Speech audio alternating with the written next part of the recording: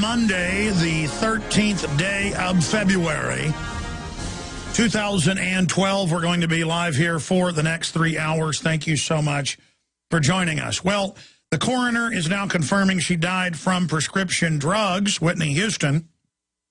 She did not die from going underwater in the bathtub. She did not drown. And she did not die from illegal drugs. She died from legal prescription drugs, just like Marilyn Monroe, just like Elvis, and just like countless other millions of people. Conservatively, over 150,000 people die a year just from prescription drugs that are based in opiates. And then, of course, you've got well over 100,000 other deaths on top of that. Some years it's 300,000+ total, where people die from different types of drug interaction. Paul Watson has an article up at Infowars.com with the headline that the establishment media is hiding the fact that Whitney Houston died from prescription drugs. Just like it's always buried in the news that every single school shooter we've seen, it always comes out later in the trials or the investigation, but never in the first week, that all of them that I've ever seen have been on Ritalin, Prozac, or mixtures of them. And I shot a video yesterday morning when it came out that the police reported there was a whole bunch of prescription drugs, including Xanax, that she was mixing.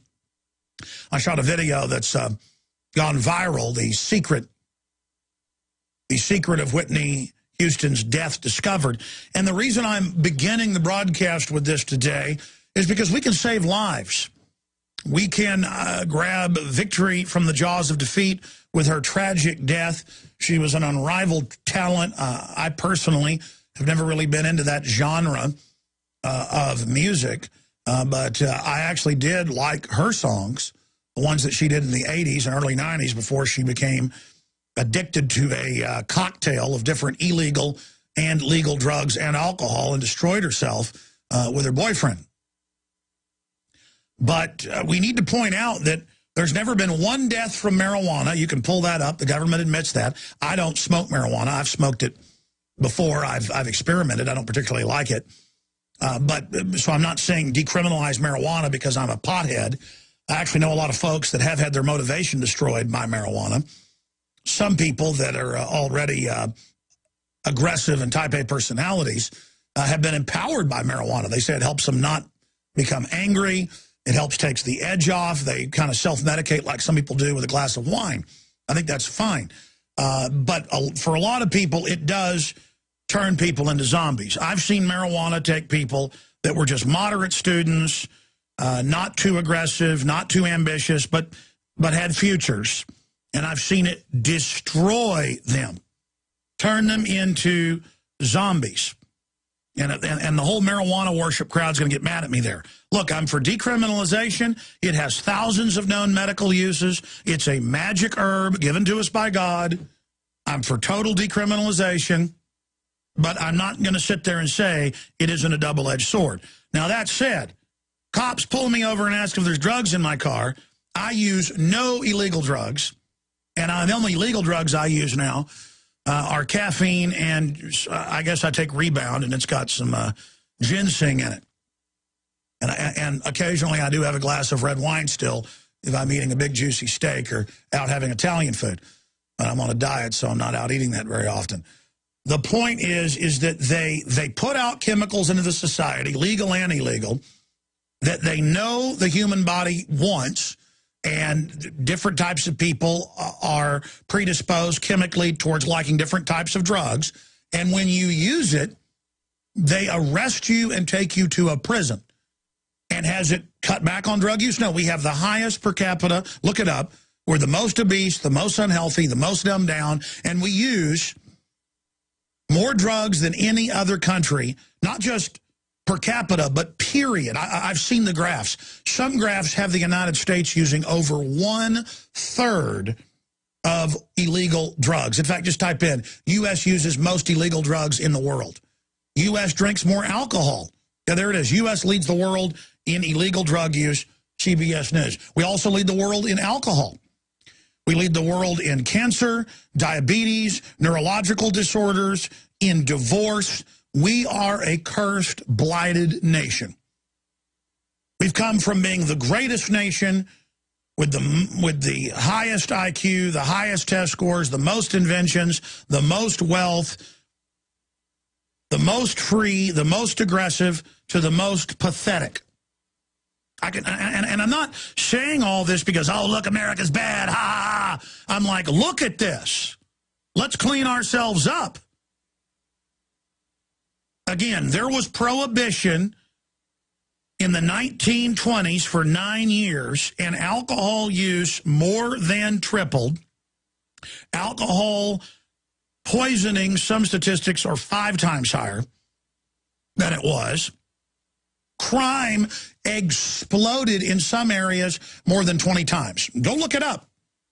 You can just type in whatever I say and you'll get government documents, congressional studies, news. Crime exploded during Prohibition. In fact, guys, you just showed them CBS. Type in crime exploded during Prohibition. Everybody knows that, but you know what? Let's document everything we say to a neurotic new level here.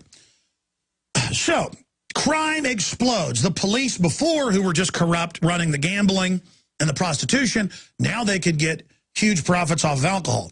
Now, the Christians figured out they'd been conned and manipulated into pushing for prohibition when the crime rate exploded and it became so cool to be drunk constantly.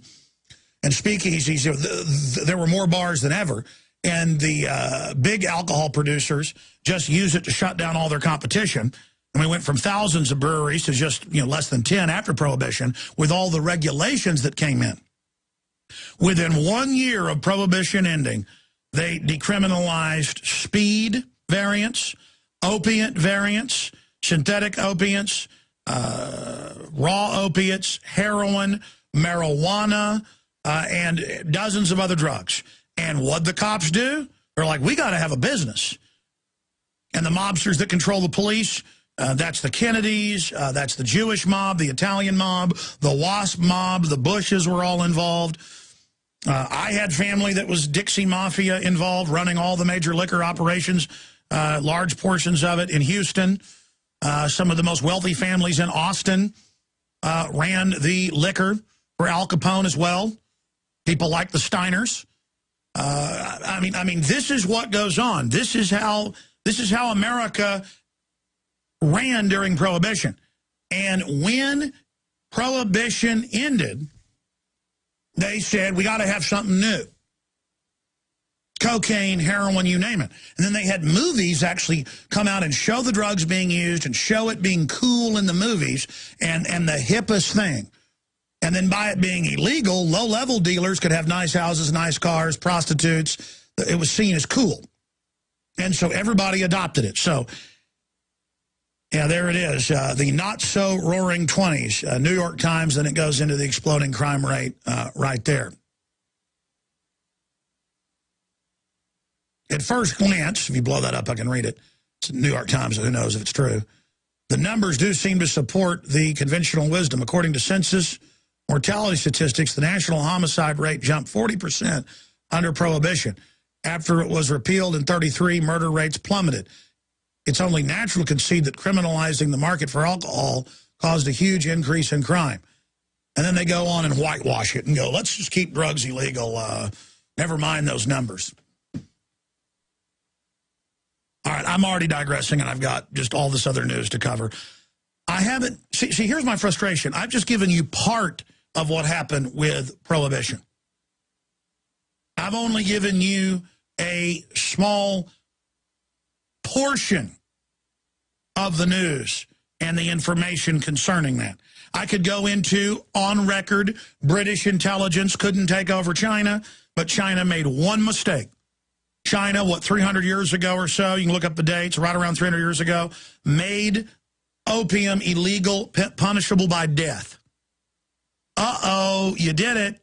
Giant black market. There'd always been opium addicts in China, with it coming in out of Afghanistan and Indochina. And within just a space of 70-plus years, they first took over the port towns and the police. the British intel did, and within 70-plus years, the entire country, they broke it in what? First 6 parts, then 9 parts, finally more than 12 parts, and they had the French zone, the U.S. zone, the Dutch zone, the German zone, the British controlled all the ports, and they ran the whole country and put warlords in charge and brought all the drugs in and addicted the country. And they went, wow, this works really good. And that was the impetus for, in the 30s, saying, let's do to Europe and to the United States what we did to China. We'll make it illegal. We'll corrupt the police. We'll take over the entire society. And what's it done? Last time I saw numbers, since the mid-1970s, by 2005, the last time I saw numbers from the Justice Department and the DEA, there's triple the cocaine use and triple the heroin use. And actually, I've seen numbers, the heroin's increased since the CIA got that really bumper crop. Now 92% of world heroin supply out of opium out of Afghanistan, and they got the troops growing that smack and bringing it in as fast as they can and having them on the news growing it, of course, because the slaves are busy watching football. And since the troops don't like growing the opium, we'll just put them on the news doing it, and then the troops are going to a psyop and think, well, it must be okay. We're on the news as heroes for growing the opium. And so we have giant prisons, 6 million in prison, biggest in the world, drug abuse skyrocketing, your daughters selling themselves to raise the money to pay the government and big banks for the heroin and the cocaine, while the schools put your kids on synthetic speed and Prozac, on a hallucinogenic mind control drug.